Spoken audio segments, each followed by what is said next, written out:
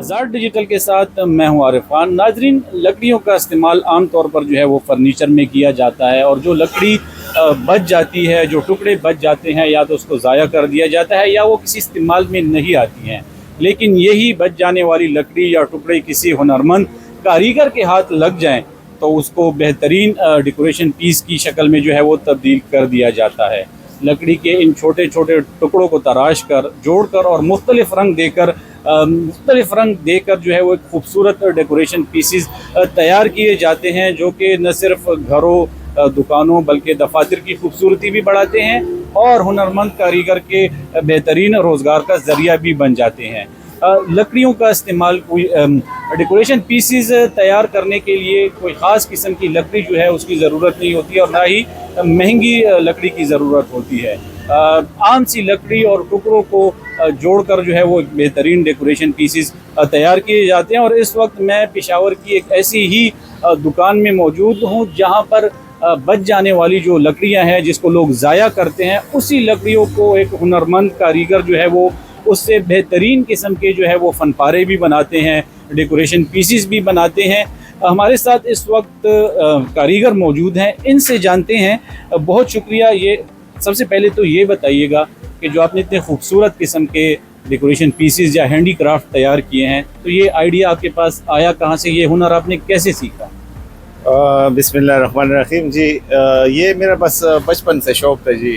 और इस तरह फालतू लकड़ी से कोई चीज़ बनाना और उसको मतलब डेकोरेशन पीस हो गए या सकाफती मॉडल, तो बस ये बचपन से शौक़ था जी। तो ये आपने किसी से ये हुनर सीखा है? क्योंकि इस किस्म की जो लकड़ी ज़ाया हो जाती है, फिर उनसे ऐसी चीज़, ये आइडियाज़ किधर से आते हैं? बस आइडिया जहन में, वो शायर को जो शेर जहन में आता है तो बस वो इरशाद कर देते हैं ना जी। इस तरह मेरे भी जहन में कोई आइडिया आता है तो बस मैं दिन को आ जाता हूँ और वो काम जो है सर अंजाम हो जाता है इंशाल्लाह।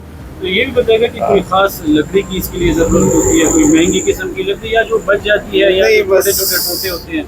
महंगी लकड़ी मैं यूज़ नहीं करता हूँ, जो इस्तेमाल होती है और मतलब जो वेस्टेज लकड़ी है मैं उसको यूटिलाइज करता हूँ और उससे एक ऐसा फनपारा बनाता हूँ जो देखने वालों को हैरान कर देता है। तो एक डेकोरेशन पीस या फनपारा या हैंडीक्राफ्ट बनाने में जो है वो कितना वक्त लगता है? बस एक दिन भी लग जाते हैं, उससे 2 दिन भी लग जाते हैं। इस तरह मॉडल की बात है। तो क्या समझते हैं, पेशावर में इन चीज़ों की डिमांड है? लोग पसंद करते हैं जो चीज़ें आप बनाते हैं? जी बिल्कुल पसंद करते हैं, क्यों नहीं।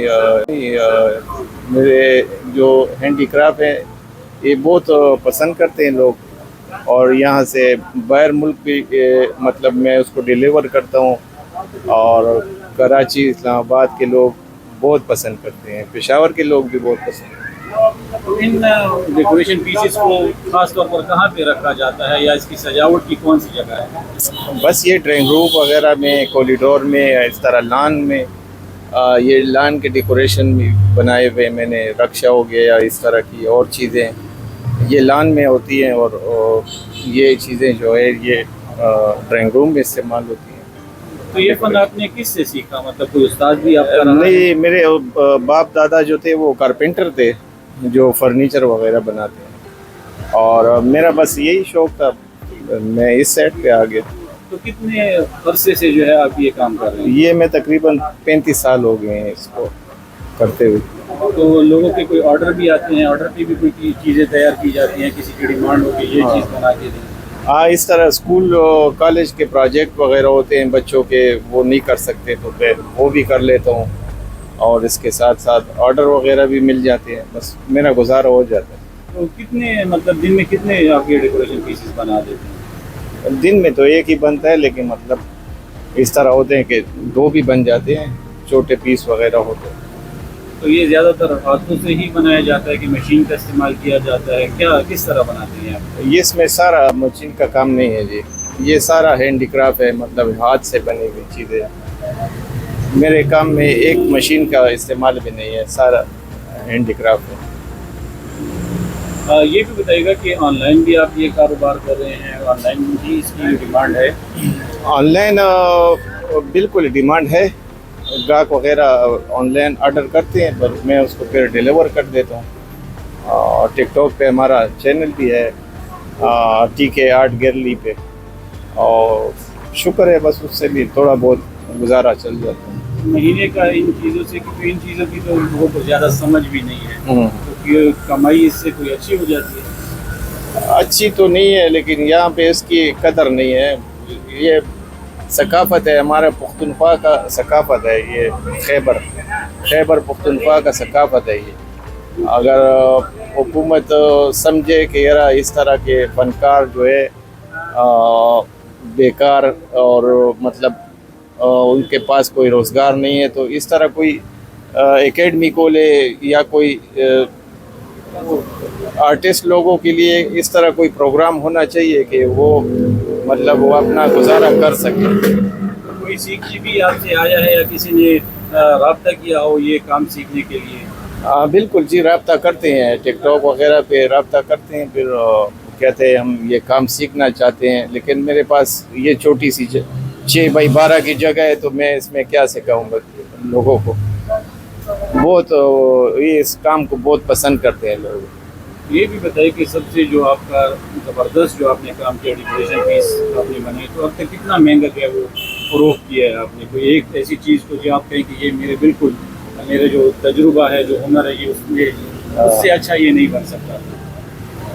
बस इसमें तो हमारे पास वो होता है फुवारा, चरखी, तो वो उसमें मैं डबल पीस बनाता हूँ। तकरीबन वो 35,000 का, मतलब वो हाई रेट है। 3,000 से लेकर 35,000 तक वो हाई रेट है। तो लोग खरीदते हैं इन चीज़ों को? ख़रीदते हैं जी, शौकीन है इसके। ये लॉन के लिए बहुत ज़बरदस्त डेकोरेशन है। बहुत शुक्रिया। जैसा कि आपने सुना, लकड़ी के इन छोटे छोटे टुकड़ों को अपनी महारत, हुनरमंदी और तख्लीकी सलाहियत से बेहतरीन डेकोरेशन पीसेस में तब्दील करने वाले इस कारीगर ने न सिर्फ इस फ़न को जो है वो ज़िंदा रखा हुआ है, बल्कि ज़ाया होने वाली लकड़ी को भी कारामद बना रहा है। हाथ की मेहनत से तैयार होने वाले ये डेकोरेशन पीसेस इस बात की खूबसूरत मिसाल हैं कि अगर हुनर और तख्लीकी सोच हो तो एक आम सी चीज़ को भी ख़ास चीज़ जो है वो बनाया जा सकता है।